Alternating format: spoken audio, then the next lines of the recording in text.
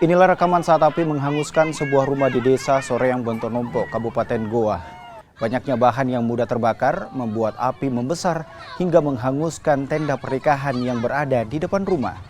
Akibat kebakaran, rumah hingga barang berharga untuk pernikahan ludes terbakar. Uang mahar senilai 40 juta dan juga emas ikut dilalap api. Acara pernikahan yang seharusnya dipenuhi sukacita terpaksa digelar seadanya dan diwarnai isak tangis.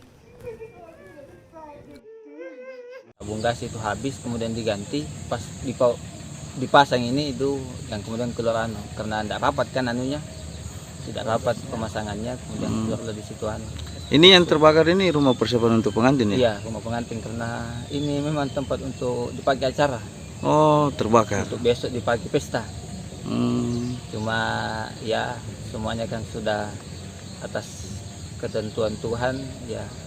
Artinya kita bersyukur karena tidak ada satupun korban yang meninggal. Ya, yang meninggal.